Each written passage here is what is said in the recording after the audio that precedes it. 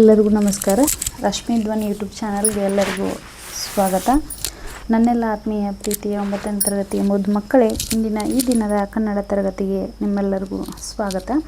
ಪುಟಾಣಿಗಳೇ, ನಾವು ಕಳೆದ ದಿನ ತರಗತಿಯಲ್ಲಿ 9ನೇ ತರಗತಿಯ ಕನ್ನಡ ಭಾಷಾ ಪಠ್ಯಪುಸ್ತಕದಲ್ಲಿ ಇರ್ತಕ್ಕಂತಹ ಭಾಗ 2ರಲ್ಲಿ ಬರುವಂತಹ ಸುಂದರವಾದಂತಹ ಪಾಠ ಗಿರೀಶ್ ಕಾರ್ನಾಡ್ ಅವರು ರಚನೆ ಮಾಡಿರ್ತಕ್ಕಂತಹ ತಲೆದಂಡ ಎಂಬ ಕೃತಿಯಿಂದ 3ನೇ ದೃಶ್ಯ ಭಾಗದಿಂದ ಆಯ್ಕೆ ಮಾಡಿರುವಂತಹ ಅದ್ಭುತವಾದಂತಹ ಪಾಠ ಅಂತಲೇ ಹೇಳ್ಬೋದು. ಅಧಿಕಾರ ಅನ್ನುವಂತಹ ಪಾಠದ ಬಗ್ಗೆ ನಾವೆಲ್ಲರೂ ನೋಡ್ತಾ ಇದ್ವಿ. ಮಕ್ಕಳೇ, ನಾನು ನಿಮಗೆ ಕಳೆದ ದಿನ ತರಗತಿಯಲ್ಲಿ ಗಿರೀಶ್ ಕಾರ್ನಾಡ್ ಅವರ ಪರಿಚಯವನ್ನು ಮಾಡಿಕೊಟ್ಟಿದ್ದೆ, ಪದಗಳ ಅರ್ಥವನ್ನು ಹೇಳಿದ್ದೆ, ಪ್ರವೇಶ ಭಾಗವನ್ನು ಹೇಳಿದ್ದೆ. ಅದಾದಮೇಲೆ ಈ ಪ್ರಸ್ತುತ ಪಾಠ ಭಾಗದಲ್ಲಿ ಬರ್ತಕ್ಕಂತಹ ಅಂದರೆ ಗದ್ಯ ಪಾಠದಲ್ಲಿ ಬರ್ತಕ್ಕಂತಹ ಪಾತ್ರಗಳ ಪರಿಚಯವನ್ನು ಕೂಡ ನಾನು ನಿಮಗೆ ಮಾಡಿಕೊಟ್ಟಿದ್ದೆ, ಹೌದಾ? ಪಾಠ ಎಷ್ಟೊಂದು ಅದ್ಭುತವಾಗಿತ್ತಪ್ಪ ಅಂತಂದ್ರೆ ಎಲ್ಲರೂ ಕೂಡ ತುಂಬ ಅಷ್ಟೇ ಇಂಟ್ರೆಸ್ಟಿಂದ ಆಸಕ್ತಿಯಿಂದ ಕೇಳಿದ್ದೀರಿ ಅಂತೇಳಿ ನಾನು ಅಂದ್ಕೊಳ್ತೀನಿ. ಯಾರೆಲ್ಲ ಪಠ್ಯಪುಸ್ತಕವನ್ನು ತೆರೆದಿಲ್ವೋ ಅವರೆಲ್ಲರೂ ಪಠ್ಯಪುಸ್ತಕವನ್ನು ತೆರೆದಿಟ್ಟುಕೊಳ್ಳಿ.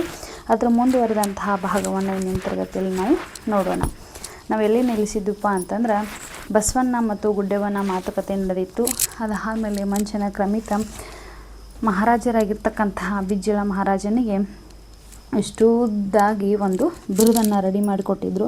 ಆ ಬಿರುದಿನ ಬಗ್ಗೆ ಬಸವಣ್ಣ, ಮಂಚನ ಕ್ರಮಿತ ಮತ್ತು ಬಿಜ್ಜಳ ಮಹಾರಾಜರ ನಡುವೆ ನಡೆದಕ್ಕಂತಹ ಮಾತುಕತೆಯನ್ನು ನೋಡ್ತಾ ಇದ್ವಿ.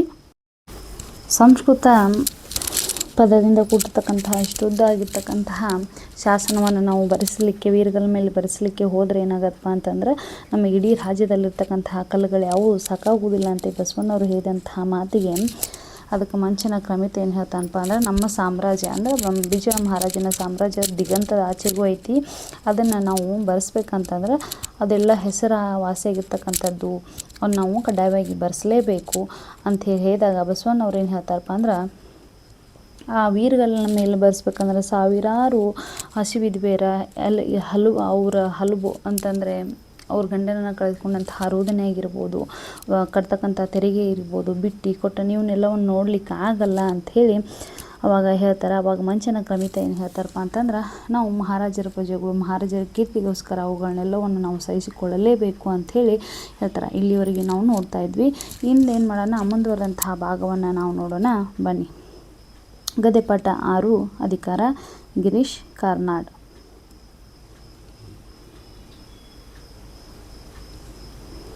ನೋಡಿ, ಮಂಚನ ಕ್ರಮಿತ ನಾವು ಮಹಾರಾಜರ ಪ್ರಜೆಗಳು, ಮಹಾರಾಜರ ಕೀರ್ತಿಗೋಸ್ಕರ ಗೋಳನ್ನು ಸಹಿಸಿಕೊಳ್ಳುವುದು ನಮ್ಮ ಕರ್ತವ್ಯ. ನೋಡಿ, ಇಲ್ಲಿ ಮಂಚನ ಕ್ರಮಿತ ಏನು ಹೇಳ್ತಾ ಇದ್ದಾರಪ್ಪ ಬಸವಣ್ಣವ್ರಿಗೆ ಅಂದರೆ ನಾವು ಮಹಾರಾಜರ ಪ್ರಜೆಗಳು, ಮಹಾರಾಜರ ಕೀರ್ತಿ ಪತಾಕಿನ ನಾವು ಬಾಣದಿಂದ ಆಚೆಗೆ ಕೂಡ ಆಕಾಶದ ಎತ್ತರಿಗೆ ನಾವು ಹಾರಿಸಲೇಬೇಕಪ್ಪ. ಆಕಾಶದ ಎತ್ತರಕ್ಕೂ ಅದನ್ನು ವಿಸ್ತಾರಕ್ಕೂ ನಾವು ಅದನ್ನು ಎಲ್ಲರಿಗೂ ಮುಟ್ಟಿಸಲೇಬೇಕಂತ ನಾವು ಏನು ಮಾಡಬೇಕು, ಅವರ ಗೋಳುಗಳನ್ನು ನಾವೆಲ್ಲವೂ ಸಹಿಸಿಕೊಳ್ಳುವುದು ಅದು ನಮ್ಮ ಆದ್ಯ ಕರ್ತವ್ಯ ಅಂತ ಹೇಳ್ತಾರೆ. ಅದಕ್ಕೆ ಬಸವಣ್ಣವ್ರು ಏನು ಹೇಳ್ತಾರೆ ನೋಡಿ, ನಾವು ಮಹಾರಾಜರ ಅಧಿಕಾರಿಗಳು, ಮಹಾರಾಜರ ಪ್ರಜೆಗಳನ್ನು ಗೋಳನ್ನು ಮಹಾರಾಜರ ಕಿವಿ ಮೇಲೆ ಹಾಕೋದು ನಮ್ಮ ಕರ್ತವ್ಯ. ಮಂಚನ ಕ್ರಮಿತರು ನಾವು ಮಹಾರಾಜರ ಮಕ್ಕಳು, ಅವ್ರ ಕೀರ್ತಿಗೋಸ್ಕರ ನಾವು ಗೋಳನ್ನು ಸಹಿಸ್ಕೊಳ್ಬೇಕಂತ ನಮ್ಮ ಕರ್ತವ್ಯ ಅಂತ ಹೇಳಿದಂಥ ಸಂದರ್ಭದಲ್ಲಿ ಬಸವಣ್ಣವ್ರು ಏನು ಹೇಳ್ತಾರಪ್ಪ ಅಂದರೆ ನಾವು ಕೂಡ ಮಹಾರಾಜರ ಅಧಿಕಾರಿಗಳಿದ್ದೀವಿ.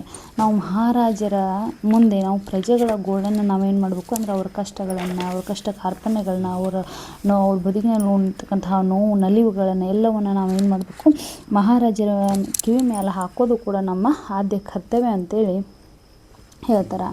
ಆಗ ಮಂಚನ ಕ್ರಮಿತವರು ನಕ್ಕು ಏನು ಹೇಳ್ತಾರೆ ನೋಡಿ, ಮನುಷ್ಯ ಜೀವನ ನಶ್ವರ ಬಸವಣ್ಣ, ನಾವೆಲ್ಲ ಹೋಗ್ತೀವಿ, ಆದರೆ ಆ ಶಾಸನ ಇನ್ನೊಂದು 1000 ವರ್ಷ ಗಟ್ಟಿಯಾಗಿ ನಿಂತು ಮಹಾರಾಜರ ಕೀರ್ತಿಯನ್ನು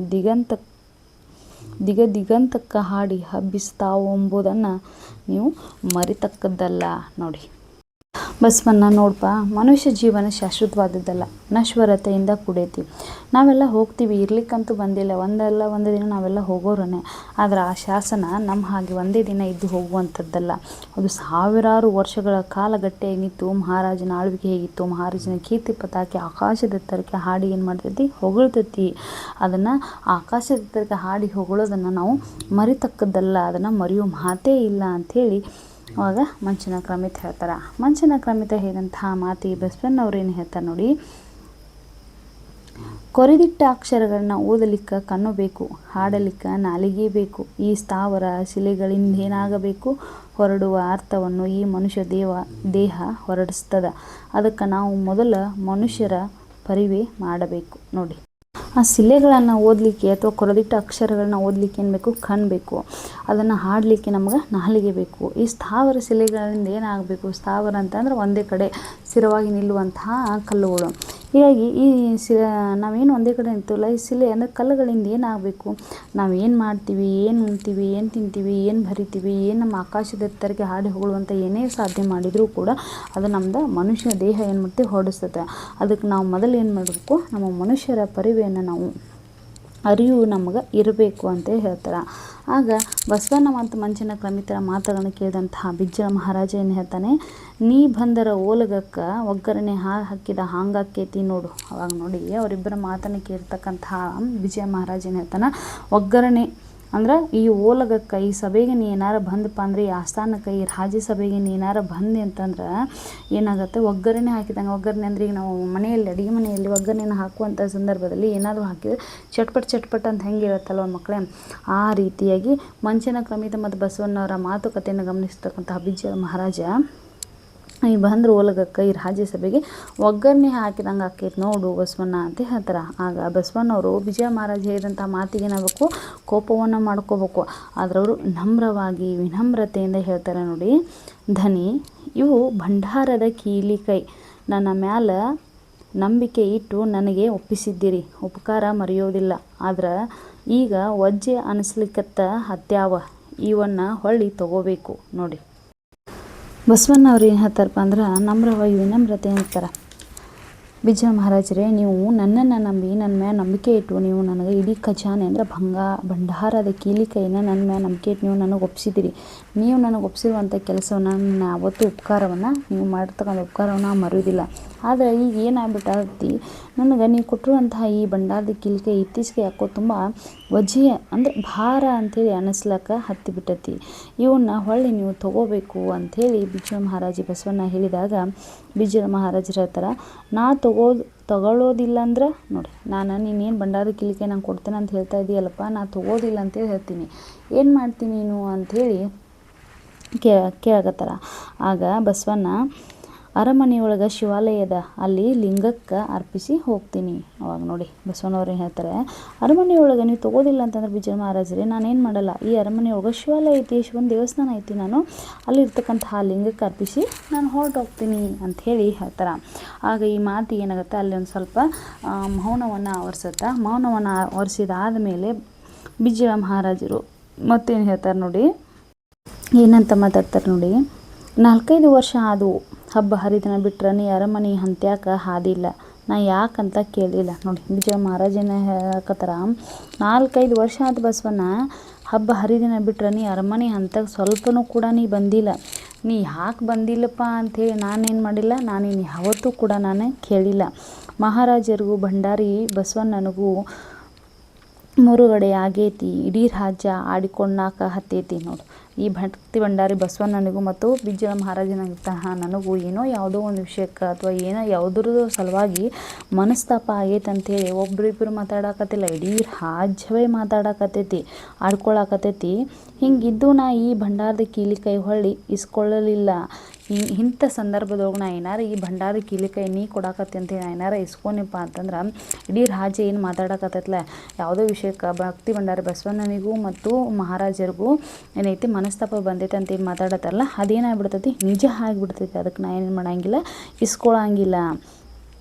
ನಮ್ಮ ಅರಸೊತ್ತಿಗೆ ಏನು ಹಂಗಿಸಿ ನೀ ವಚನ ಬರೆದಿ. ನೋಡಿ, ನಮ್ಮ ಅರಸೊತ್ತಿಗೆ ಏನು ಹಂಗಿಸಿ, ನಮ್ಮ ಅರಸೊತ್ತಿಗೆ ಅಂತಂದ್ರೆ ರಾಜನ ನಂತರ ಆತನ ಮಗ ನಂತರ ಆತನ ಮಕ್ಕಳು, ಹೀಗೆ ಏನಾಗಬೇಕು, ಆಳ್ವಿಕೆಯನ್ನು ಮಾಡ್ಬೇಕಂತ ಹೇಳಿ ನೈತಲ್ಲ. ಆದ್ರೆ ನೀ ಏನು ಮಾಡಿ, ನಿನ್ನ ಅನುಭವ ಮಂಟಪದೊಳಗೆ ನೀ ಏನು ಮಾಡಿಪ್ಪ ಅಂತಂದ್ರೆ, ಯಾರಿಗೆ ಆಡಳಿತವನ್ನು ಮಾಡಲಿಕ್ಕೆ, ಆಳ್ವಿಕೆಯನ್ನು ಮಾಡಲಿಕ್ಕೆ ಆಸಕ್ತಿ ಐತಲ್ಲ, ಅಷ್ಟೊಂದು ಜಾಣ್ಮೆ ಐತಲ್ಲ, ಅವ್ರು ಮಾತ್ರ ಆಡಳಿತ ಮಾಡ್ಬೋದು ಅಂತ ಹೇಳಿ ಬರೆದಿ ನಿಮ್ಮ ಅನುಭವ ಗೋಷ್ಠಿಯೊಳಗೆ ಹಾಡಿರಿ. ನನಗೆ ಗೊತ್ತೈತಿ, ಆದರೆ ನಿಮ್ಮ ಅನುಭವ ಗೋಷ್ಠಿಯೊಳಗೆ ನೀ ಏನು ಹಾಡಿ ಅದನ್ನು ಬರೆದಿಲ್ಲ, ಅದು ಬರೆದಿದ್ದು ಹಾಡಿದ್ದು ನನಗೆ ಗೊತ್ತೈತಿ ಬಸವಣ್ಣ ಅಂಥೇಳಿ ಬಸವಣ್ಣ ಅವರಿಗೆ ಯಾರು ಹೇಳ್ತಾರೆ? ಬಿಜ್ಜಳ ಮಹಾರಾಜ ಹೇಳ್ತಾರೆ. ಆಗ ಬಿಜ್ಜಳ ಮಹಾರಾಜ ಹೇಳ್ತಕ್ಕಂತಹ ಮಾತಿಗೆ ಬಸವಣ್ಣವ್ರು ಏನು ಹೇಳ್ತಾರೆ ನೋಡಿ, ನಾ ಮೊದಲೇ ಹೇಳಿದ್ದೇ ದನಿ, ನಾ ಭಂಡಾರದಲ್ಲಿ ದುಡಿಯೋದು ಬಿಜ್ಜಳ ಮಹಾರಾಜರ ಅನುಕೂಲತೆಗಾಗಿ ಅಲ್ಲ.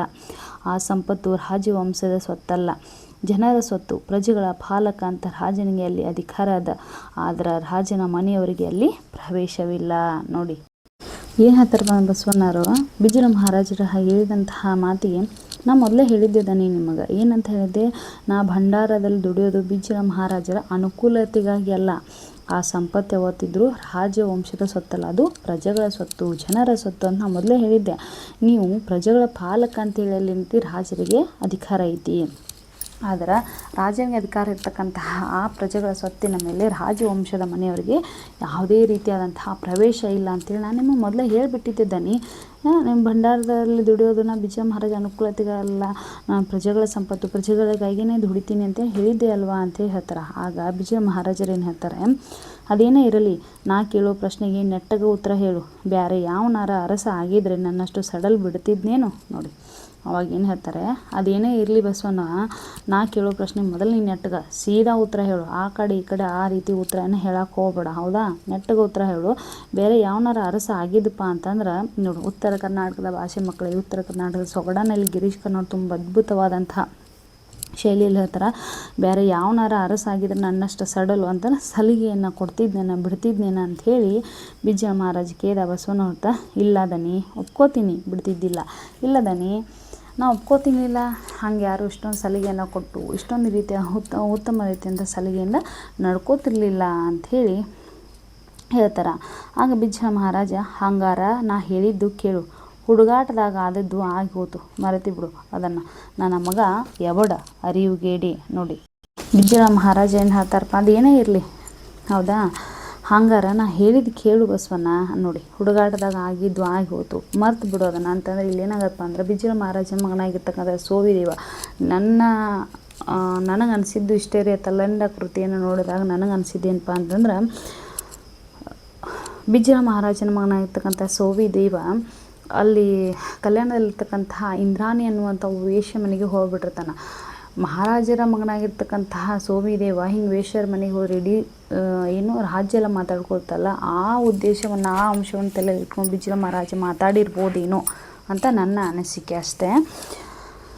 ಹೀಗಾಗಿ ಅವ ಏನು ಹೇಳ್ತಾನೆ, ನನ್ನ ಮಗ ಎಬ್ಬಡದಾನ ಅಂದ್ರೆ ದಡ್ಡದಾನ, ಅವ ಅರಿವುಗೇಡಿ, ಅವಂಗೆ ಅರಿವಿಲ್ಲ, ಏನೋ ಒಂದು ಹುಡುಗಾಟದಾಗ ಏನೋ ಮಾಡೋಕೆ ಹೋಗಿ ಒಂದು ತಪ್ಪನ್ನು ಮಾಡಿಬಿಟ್ಟಾನ, ಅದನ್ನು ನೀ ತಲೆಯಾಗಿ ಇಟ್ಕೋಬೇಡ, ಅದಕ್ಕೆ ಅದು ಆದದ್ದೇನೋ ಆಗಿ ಹೋತು ಅಂತೇಳಿ ಬಿಜ್ಜಳ ಮಹಾರಾಜ ಹೇಳಿದಾಗ ಮಂಚಿನ ಕ್ರಮತೆಲ್ಲ ಇರ್ತಾರಲ್ವ, ಅವಾಗ ಏನು ಹೇಳ್ತಾನೆ, ಚೇಚೆ ಮಹಾಪ್ರಭು ಏನೀ ಮಾತು, ಚೇಚೆ ಮಹಾಪ್ರಭು ಏನು ಮಾತಾಡ್ತಾ ಇದ್ದೀರಾ ನೀವು? ನಿಮ್ಮ ಮಗನ ನೀವೇ ಬೇಡ್ಕೊಳಕತ್ತೀರಿ, ಏನಂತ ಮಾತಾಡತ್ತೀರಿ ನೀವು ಅಂತ ಹೇಳಿ ಕೇಳಿದಾಗ ಬಿಜ್ಜಳ ಮಹಾರಾಜ, ನಿನಗೆ ಅನಿಸಿದಾರ ಹೇಳು, ಈಗಿಂದೀಗ ಅವನನ್ನು ಕಟ್ಟಿ ತಂದು ನಿನ್ನ ಕಾಲಾಗ ಚೆಲ್ತೀನಿ. ನೋಡಿ ಅವಾಗ ಏನು ಹೇಳ್ತಾರಪ್ಪ ಬಿಜ್ಜಳ ಮಹಾರಾಜ, ನೋಡಿ ಅವಾಗ ಮಂಚನ ಕ್ರಮಿತಿ ಏನಂತ ಮಾತಾಡ್ತಿದ್ದೀರಿ ಅಂತ ಹೇಳಿ ಅಂದಾಗ ಬಿಜ್ಜಳ ಮಹಾರಾಜ ಏನಂತ ಹೇಳ್ತಾನೆ,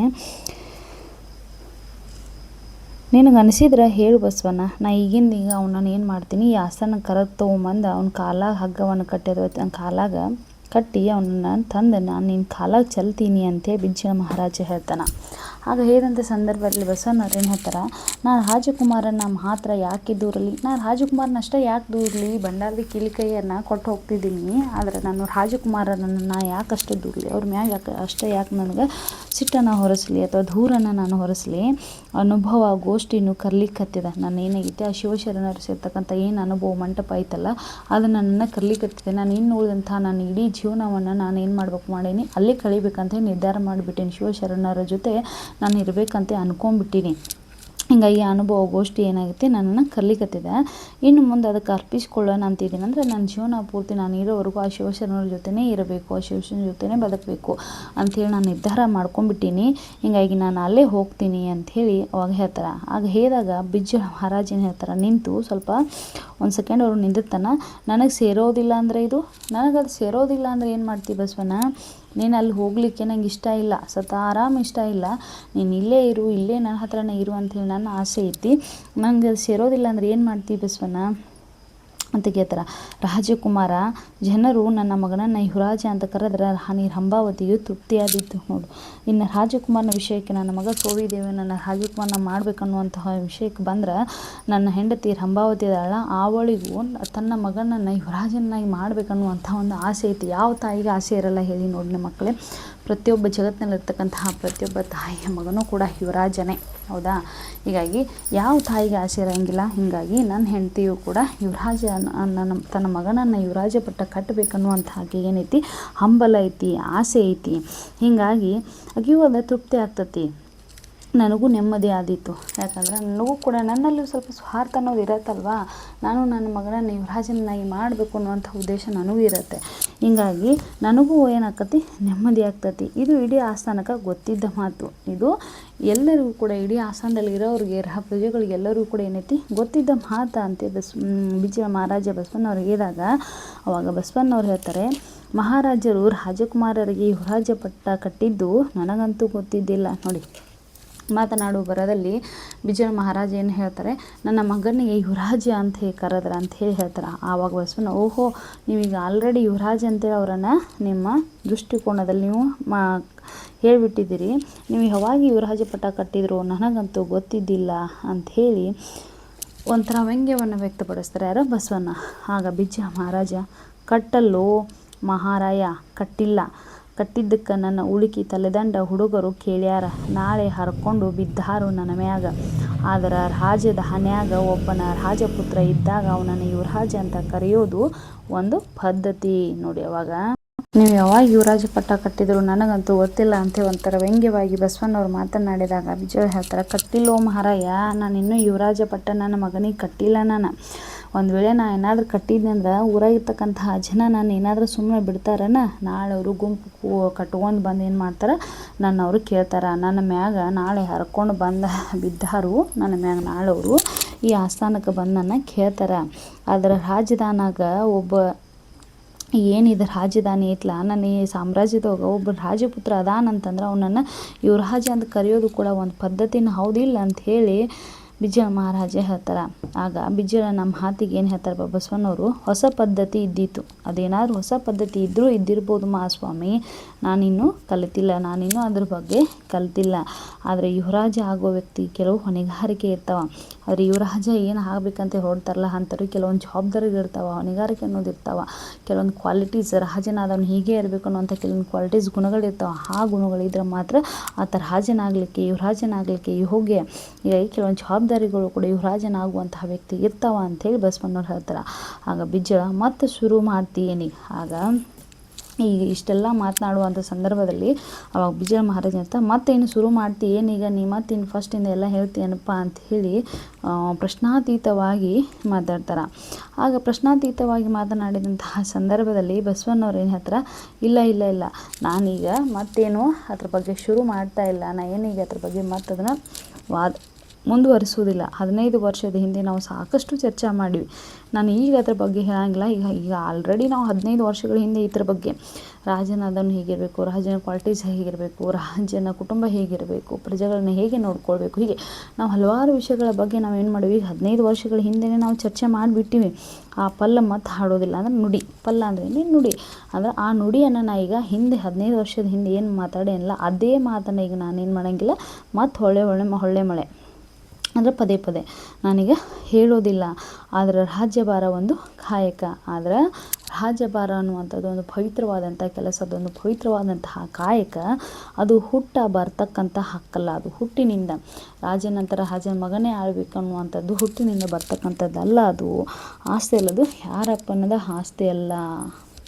ಅದನ್ನು ಮಾಡೋ ಅಧಿಕಾರ ಗಳಿಸ್ಕೋಬೇಕು ನಾವು. ಆ ರಾಜ್ಯದ ಸಂಪತ್ತನ್ನು ಅಥವಾ ರಾಜ್ಯದ ನಂತರ ಇಡೀ ಸಾಮ್ರಾಜ್ಯ ನೋಡ್ಕೊಳ್ಬೇಕಪ್ಪ ಅಂದ್ರೆ ಅದನ್ನು ನಾವು ಕಾಪಾಡ್ಕೋಬೇಕಂದ್ರೆ ಆ ರೀತಿಯಾದಂತಹ ಕ್ವಾಲಿಟೀಸನ್ನು ಒಳಗೊಂಡು, ಗುಣಗಳನ್ನ ಒಳಗೊಂಡು ಆ ರೀತಿಯಂಥ ಅಧಿಕಾರವನ್ನು ನಾವೇನು ಮಾಡಬೇಕು, ಗಳಿಸ್ಕೋಬೇಕು. ಆಮೇಲೆ ಅದನ್ನು ಶ್ರದ್ಧೆಯಿಂದ ಮಾಡಬೇಕು. ನಾವು ಮೊದಲು ಅದನ್ನು ಗಳಿಸ್ಕೊಂಡ್ರೆ ಆಮೇಲೆ ನಮ್ಗೆ ಶ್ರದ್ಧಾ ಭಕ್ತಿಯಿಂದ ಅದು ನಮಗೆ ತಾನೇ ಒಲಿದು ಬರ್ತೈತಿ ಅಂಥೇಳಿ ಬಸವಣ್ಣವ್ರು ಹೇಳ್ತಾರೆ. ಆಗ ಹೇಳಿದಾಗ ಬಿಜ್ಜಳ ಬಸವಣ್ಣನ ಸಮಾಧಾನ ಮಾಡಲಿಕ್ಕೆಂಬಂತೆ ನಗುತ್ತಾಗ ಇಷ್ಟೆಲ್ಲ ಮಾತನಾಡಿದಾಗ ಬಸವಣ್ಣವ್ರು ಮಾತನಾಡಿದಾಗ ಬಿಜ್ಜಳ ಮಹಾರಾಜ ಏನು ಮಾಡ್ತಾನಪ್ಪ, ಬಸವಣ್ಣನ ಸಮಾಧಾನ ಮಾಡ್ಬೇಕಂತ ಹೇಳಿ ನಗ್ತಾರ.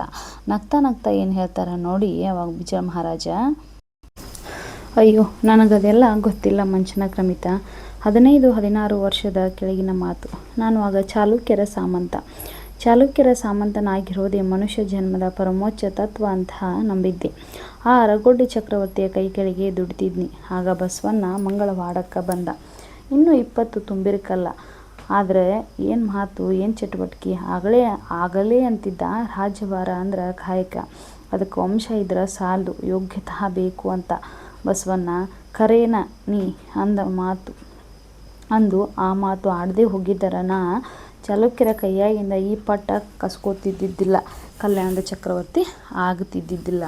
ನೋಡಿ ಅವಾಗ ಏನು ಹೇಳ್ತಾರಪ್ಪ ಅಂತಂದ್ರೆ ವಿಜಯ ಮಹಾರಾಜ ಬಸವಣ್ಣವರ ಮಾತಿಗೆ ಸ್ವಲ್ಪ ತನ್ನ ಸಮಾಧಾನ ಮಾಡ್ಬೇಕಂತ ನಗ್ತಾ ಮಾತಾಡ್ತಾನೆ. ಅಯ್ಯೋ ನನಗದೆಲ್ಲ ಗೊತ್ತಿಲ್ಲ ಮಂಚನ ಕ್ರಮದಿ ಹೇಳ್ತಾ ಇದ್ದಾರೆ. ಈ 15-16 ವರ್ಷದ ಹಿಂದೆ ಏನಾಗಿತ್ತಪ್ಪ ಅಂತಂದ್ರೆ ನಾನು ಚಾಲುಕ್ಯರ ಸಾಮಂತರಾಗಿ ಕೆಲಸವನ್ನು ಮಾಡ್ತಾಯಿದ್ದೆ. ಅಂದರೆ ಚಾಲುಕ್ಯರ ಕೈ ಕೆಳಗೆ ಕೆಲವೊಂದಷ್ಟು ಪುಟ್ಟ ಪ್ರಾಂತ್ಯಗಳನ್ನು ಕೊಡ್ತಾಯಿದ್ರು, ಅವುಗಳನ್ನು ನೋಡಿಕೊಳ್ಳೋದು ಕೆಲಸ ಆಗಿತ್ತು. ಸಾಮಂತ ದೊರೆಗಳಂತೆ ನೇಮಕ ಮಾಡ್ತಾಯಿದ್ರು. ಹೀಗಾಗಿ ನಾನು ಏನು ಮಾಡ್ತಾಯಿದ್ದೆ, ಆ ಚಾಲುಕ್ಯರ ಸಾಮಂತರಾಗಿ ಕೆಲಸ ಮಾಡ್ತಿದ್ದೀನಿ. ನಾನು ಏನಂತ ಹೇಳಿ ನಂಬ್ಕೊಂಡಿದ್ದೆ ಅಂದ್ರೆ, ಚಾಲುಕ್ಯರ ಸಾಮಂತರಾಗಿ ಅಂದರೆ ಸಾಮಂತ ಅರಸನಾಗಿ ಇರೋದೇ ಒಂದು ಪರಮೋಚ್ಚ ನನ್ನ ತತ್ವ, ಇದೇ ಒಂದು ಮನುಷ್ಯ ಜನ್ಮದ ಒಂದು ದೊಡ್ಡ ಸಾಧನೆ ಅಂಥೇಳಿ ನಾನು ನಾನು ನಂಬ್ಕೊಂಡ್ಬಿಟ್ಟಿದ್ನಿ. ಆ ಚಕ್ಕ ಹಿಂಗಂತೆ ಅಂದ್ಕೊಂಡೆ ನಾನು ಏನು ಮಾಡಿದ್ನಿ, ಆ ಚಾಲುಕ್ಯ ರಾಜರ ಕೈ ಕೆಳಗೆ ಅಂದರೆ ಚಕ್ರವರ್ತಿಯ ಕೈ ಕೆಳಗೆ ನಾನು ಹಿಂಗೆ ಅಂದ್ಕೊಂಡು ಏನು ಮಾಡಿದ್ನಿ, ನಾನು ದುಡಿಯಾಕತ್ತಿದ್ನಿ. ಆಗ ಏನಾಯ್ತಪ್ಪ ಅಂದ್ರೆ ಇಂಥ ಸಂದರ್ಭದೊಳಗೆ ಬಸವಣ್ಣ ಎಲ್ಲಿ ಬಂದ, ಮಂಗಳವಾಡಕ್ಕೆ ಬಂದ. ಆಗ ಈ ಮಂಗಳವಾಡಕ್ಕೆ ಬಂದಂತಹ ಬಸವಣ್ಣನಿಗೆ ನನಗೆ ಪರಿಚಯ ಆಯಿತು. ಆಗ ಬಸವಣ್ಣನಿಗೆ ಎಷ್ಟು ವಯಸ್ಸಿತ್ತಪ್ಪ ಅಂದ್ರೆ ಕೇವಲ 20 ವರ್ಷ ಇತ್ತು. ಆ 20 ವರ್ಷ ಇನ್ನೂ ತುಂಬಿರೋಕ್ಕಿಲ್ಲ. ಆದರೆ ಏನು ಮಾತು, ಏನು ಚಟುವಟಿಕೆ, ಆತನಲ್ಲಿ ಏನು ಉತ್ಸಾಹ, ಏನು ಲವಲವಿಕೆ. ಇನ್ನೂ 20 ತುಂಬಿರ್ಲಿಲ್ಲಕ್ಕಾದ್ರೆ ಅಷ್ಟೊಂದು ಎನರ್ಜಿ ಆಗಿದ್ದ. ಆಗಲೇ ಅಂತಿದ್ದ ಅವನು. ಅಂತಹ ಸಣ್ಣ ವಯಸ್ಸೊಳಗೆ ಅವನು ಏನಂತಿದ್ದಪ್ಪ ಅಂದ್ರೆ, ರಾಜ್ಯಭಾರ ಅಂದ್ರೆ ಕಾಯಕ, ರಾಜ್ಯಭಾರ ಅನ್ನೋದು ಒಂದು ಪವಿತ್ರ ಧರ್ಮ, ಪವಿತ್ರವಾದಂಥ ಕೆಲಸ, ಅದು ಪವಿತ್ರವಾದಂಥ ಕಾಯಕ ಅಂತಿದ್ದ. ಅದಕ್ಕೆ ವಂಶ ಇದ್ರೆ ಸಾಲದು, ಯೋಗ್ಯತಾ ಬೇಕು ಅಂತ.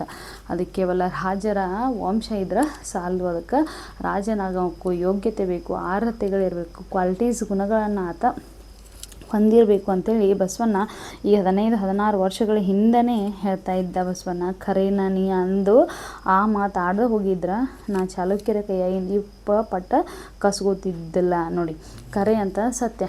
ನೀನೇನಾದರೂ ಆ ಮಾತನ್ನು, ಸತ್ಯವಾದಂಥ ಮಾತನ್ನು ಹೇಳದೆ ಹೋಗಿದ್ದೆ ಅಂದ್ರೆ ನಾನು ಆ ಚಾಲುಕ್ಯರ ಸಾಮಂತರಾಗಿ ಇರ್ತಾಯಿದ್ನಿ. ಇನ್ನೂವರೆಗೂ ಚಾಲುಕ್ಯರ ಕೈಯಾಗಿಂದ ಈ ಪಟ್ಟವನ್ನು ಕಸ್ಕೋತಿರ್ಲಿಲ್ಲ.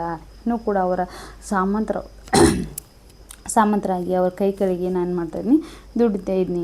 ಕಲ್ಯಾಣದ ಚಕ್ರವರ್ತಿ ನಾನು ಆಗ್ತಿದ್ದಿದ್ದಿಲ್ಲ ಅಂಥೇಳಿ ಬಸವಣ್ಣ ಈಗ 15-16 ವರ್ಷಗಳ ಹಿಂದೆ ಇರ್ತಕ್ಕಂತಹ ಮಾತನ್ನು ಇಲ್ಲಿ ಹೇಳ್ತಕ್ಕಂಥ ಮಾತನ್ನು ಬಿಜ್ಜಳ ಮಂಚನ ಕ್ರಮಿತ ಮುಂದೆ ಏನು ಮಾಡ್ತಾರೆ ಹೇಳ್ತಾರೆ. ಕೊನೆಗೆ ಏನಾಗತ್ತಪ್ಪ ಅಂತಂದ್ರೆ, ಇಲ್ಲಿ ಸೋವಿದೇವ ಹಲವಾರು ಪ್ರಯತ್ನಗಳನ್ನು ಮಾಡಿ ಕೊನೆಗೆ ತನ್ನ ತಂದೆಯನ್ನು ಬಂಧಿಸಿ ಏನು ಮಾಡ್ತಾರೆ, ರಾಜ್ಯಭಾರವನ್ನು ಆತ ಮಾಡ್ಕೊಳ್ತಾನೆ. ಅಲ್ಲಿಗೆ ಏನಾಗತ್ತಪ್ಪ ಅಂತಂದರೆ ಈ ತಲೆದಂಡ ಅನ್ನುವಂತಹ ನಾಟಕ ಮುಕ್ತಾಯ ಆಗುತ್ತೆ. ಮಕ್ಕಳೇ, ಇದ್ರ ಮುಂದುವರೆದಂತಹ ಭಾಗವನ್ನು ನೀವು ತಿಳ್ಕೊಬೇಕಪ್ಪ ಅಂತಂದ್ರೆ ಎಷ್ಟು ಚೆನ್ನಾಗಿ ಅದ್ಭುತವಾಗಿ ಉತ್ತರ ಕನ್ನಡ ಸೊಗಡಿನಲ್ಲಿ ಬರೆದಿರ್ತಕ್ಕಂತಹ ಇದನ್ನು ಇನ್ನು ಓದಬೇಕಂತಂದರೆ ಗಿರೀಶ್ ಕಾರ್ನಾಡ್ ಅವರ ತಲ್ಲಂಡ ಅನ್ನುವಂತಹ ಕೃತಿಯನ್ನು ಓದ್ರಿ ಅಂತ ಹೇಳ್ತಾ, ಇಂದಿನ ತರಗತಿ ನಿಮ್ಮೆಲ್ಲರಿಗೂ ಅರ್ಥವಾಗಿದೆ ಅಂತ ಹೇಳ್ತಾ ನನ್ನ ತರಗತಿಗೆ ವಿರಾಮವನ್ನು ನೀಡ್ತಾ ಇದ್ದೀನಿ. ಎಲ್ಲರಿಗೂ ನಮಸ್ಕಾರ.